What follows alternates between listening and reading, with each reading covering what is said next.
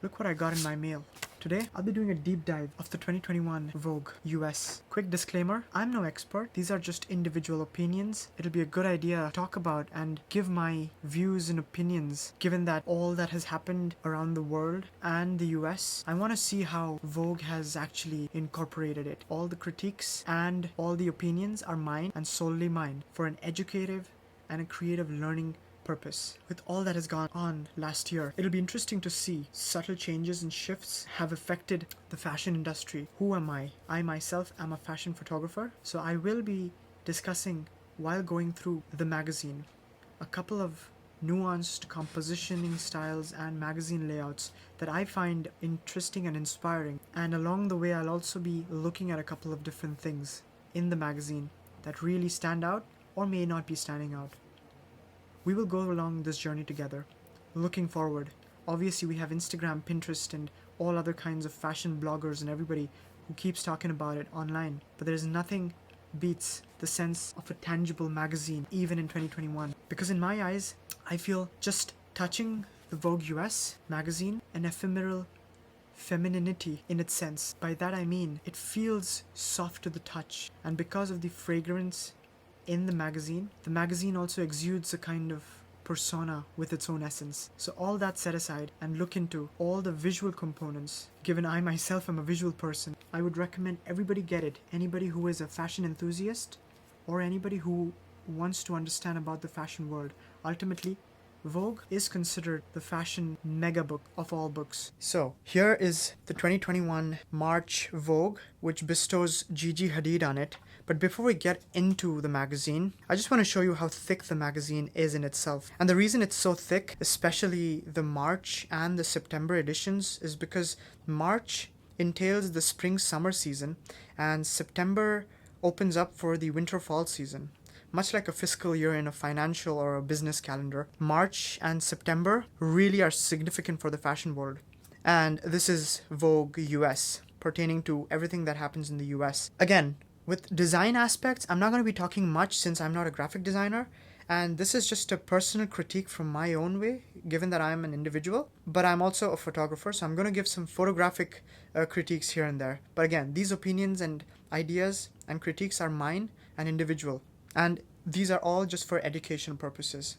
But yeah, I really like overall the idea of how the Vogue logo has this interesting floral texture on it that kind of complements with her outfit. In a sense, her outfit also looks like a tulip or kind of a flower just blossoming, kind of evoking the idea that she is also just come out of her pregnancy into a newfound motherhood. Interesting texts to really grab the attention. Also the mention of the word creativity, something I feel like the society, especially the creative society, has been looking for last year. So I think this has been really important that they mentioned about this and how they've also emphasized on the word global celebration with creativity. Mentioning also about COVID and how that has been a part of it. Overall, nice and simple. Heading in, right from the get-go, I can clearly see that they are having the inclusion more right from the get-go. I can clearly see that Vogue has taken conscientious efforts by adding a diverse model and keeping the design overall really simple. I mean, with Louis Vuitton, it looks really nice and interesting choice of color. Again, this is an open spread, so it looks interesting overall. I mean, this is very, very interesting in terms of the way that the outfit has been laid out. I would say this one has a really strong vibe to it because I like the texture of the outfit. But then again,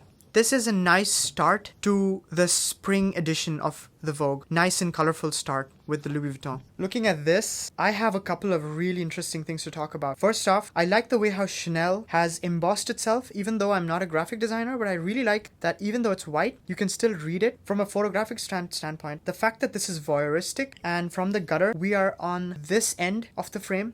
It's almost leading us in, looking to the window outside, but then also looking at the bed and with her leading outwards. Really nice journey overall. The design of the bed and the fabric on her clothes mimic each other as if she was a part of the bed, but now she's elevating and moving away with that leg pointing out of the frame.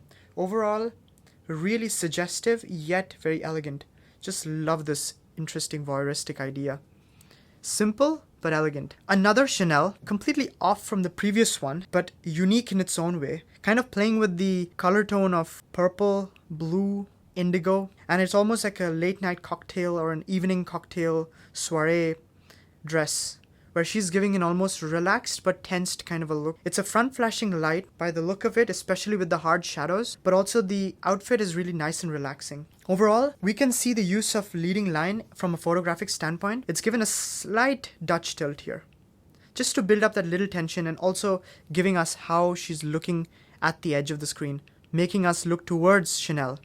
In the previous one, Chanel was leading us towards the model. Here, the model is leading us towards Chanel. Really like the choice of art direction on this one as well. Now, with Gucci, with regards to this one, feels like we're back in the 80s with the hippie and the pop culture of the 80s. However, here, I honestly like on both of them how the light is soft. Especially on this one, it's like soft diffuse light with an overall pastel. None of the models, except for this model, is looking at the camera, but almost subtle look at the camera. This model is looking at the camera, but you wouldn't understand it as much, unlike her. It's like almost she's looking at them and they're looking at us. I like the way that the flow of the eyes are coming. And the Gucci logo, that's kind of interesting the way it's been placed. I don't know what I think about the leg being cut. Probably that's not something that is going to be taken into consideration. But overall, it's pretty nice. I just feel like it might be a bit too noisy over here as opposed to this one, because I feel like it's got a lot of things working. But then again, they've also distributed it with different kinds of light tonalities. Like you see more bright here as opposed to there. So yeah, even though this is a bit noisy, they are complementing it with the gradation of light and the tonality overall. But here, the lighting and everything just looks really nice and almost relaxing. Now again, this is also Gucci. Mannequin-esque feel where they are looking dead towards the viewer. And again, we see diversity and inclusion. I like the skirt. We can obviously see that Gucci is definitely looking for a more floral theme. Overall, the light is being consistent with being that soft, moody light. However, unlike this previous image over here, because of the gaze, the lighting is not as soft or does not feel as velvety as the previous one. But overall, I feel like these two images do have that weight on them and gives that vibe of spring. Now, before I talk about the detail shot, I want to just give some highlight over the hand, because given what Bulgari has done over here, the hand gives an ode to a mythological or a biblical story of Eve and the apple. I mean, that's what I'm deducing from this, and really interesting how the apple has been added and just relaxed. But you can also see it's almost like it's the snake that's coming towards the apple. Clearly you can see it with the bracelet in the hand. So that's kind of an interesting narrative right over there. So that really catches my eye. With regards to this portrait over here, not quite stunning, nothing exactly striking as opposed to the couple of previous images. Definitely adds to the narrative to this detailed shot, but I would say we could have seen a little bit more. It's not that bad, but it's not anything spectacular as seen previously. But definitely it has a specific attitude with Zendaya's eyes gazing towards us. So I feel like the intent with the hand does match with her gaze over there. And now we are with Dior. And also this interesting kind of flip of her hair without her actually moving her head makes me curious about the process behind it. Of course, they have used blowers and fans for that, but still, it makes me think about it. And even the expression. Even the overall outfit is kind of interesting. It's really got that punk rock vibe with the prints for the skirt and this jacket. Overall, it's a really interesting image. Overall, the expression and the way the mellow tone, Prada is just giving a nod to isolation and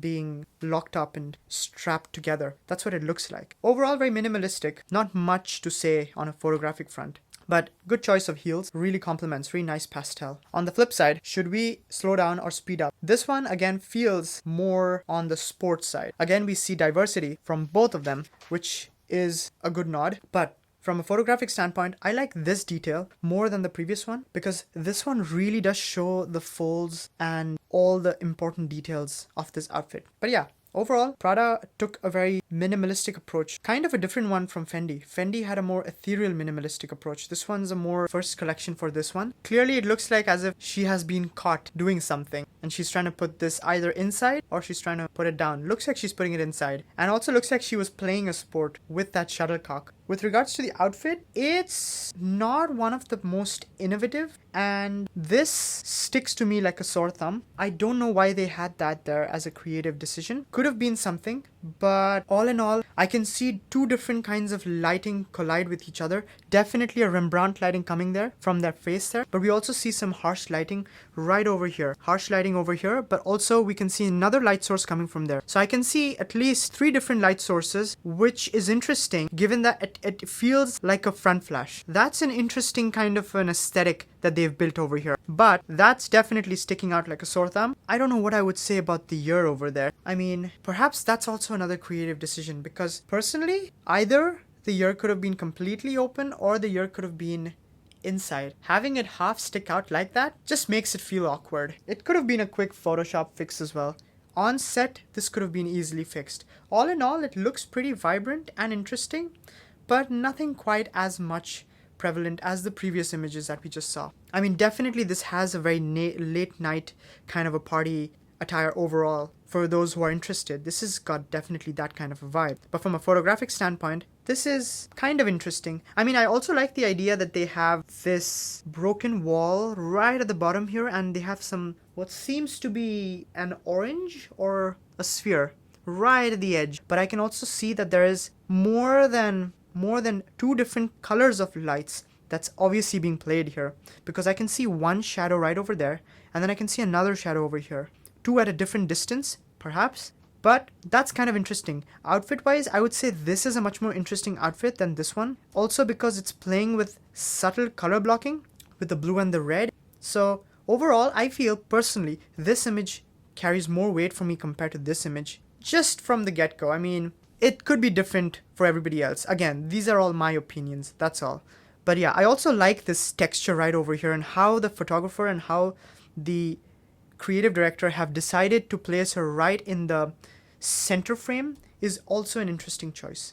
Having the blue velvet down there is also interesting, kind of playing with the texture right over here, and also kind of playing with these two together, like a big lamp and a small lamp, kind of helping us see in a more skewed manner. Even though this is a landscape type image, after a certain moment it almost feels like it's skewed for some reason or the other. I'm sure it's also cropped properly, but it feels skewed, perhaps because of this, and maybe because of the way that she's had herself positioned.